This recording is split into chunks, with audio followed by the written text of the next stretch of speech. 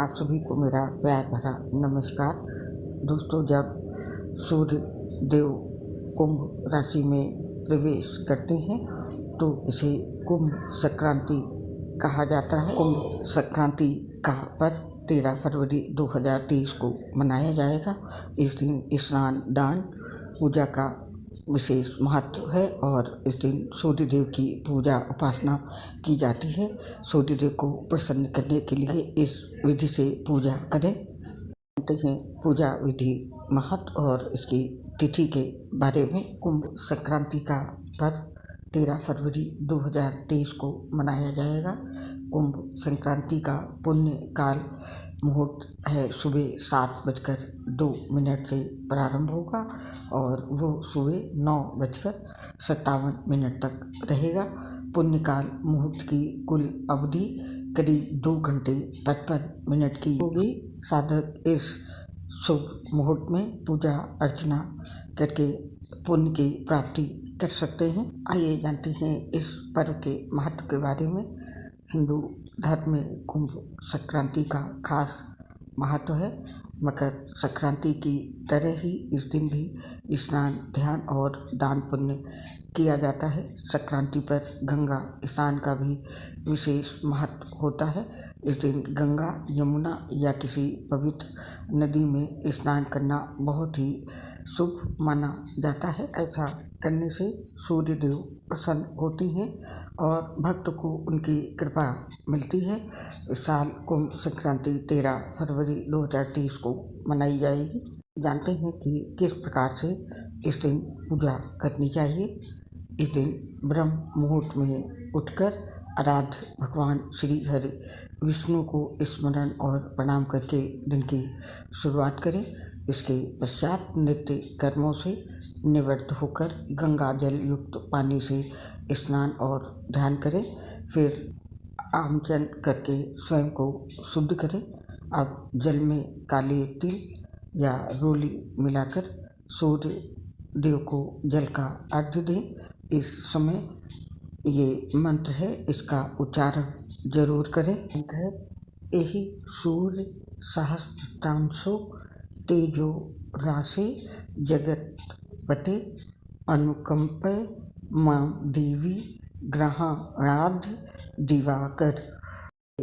पश्चात पीला वस्त्र धारण करके भगवान श्री हरि विष्णु की पूजा फल, फूल, धूप, दीप, तिल, जौ, अक्षत और दूर्वा आदि से करें। फिर आरती अर्चना करके भगवान से सुख, शांति और समृद्धि की कामना करें। पूजा संपन्न होने के पश्चात जल धारा में काला तिल और नारियल जरूर प्रवाहित करें। इसके बाद गायों को चारा खिलाएं। साथ ही जरूरतमंदों और ब्राह्मणों को दान दें। आप दान में अर्थ यानी मुद्रा दे सकते हैं।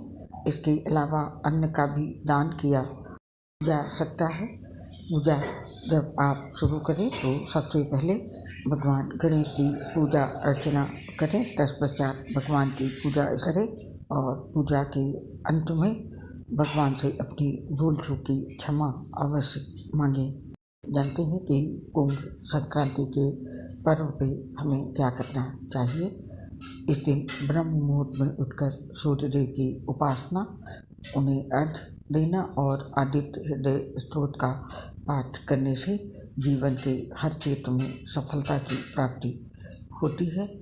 और इस दिन शुभ दिन पर सूर्य भगवान की विधि विधान से पूजा करने पर उस घर परिवार में किसी भी सदस्य के ऊपर कोई मुसीबत या रोग नहीं आता है। साथ ही भगवान आदित्य के आशीर्वाद से जीवन के अनेक दोष भी दूर हो जाते हैं।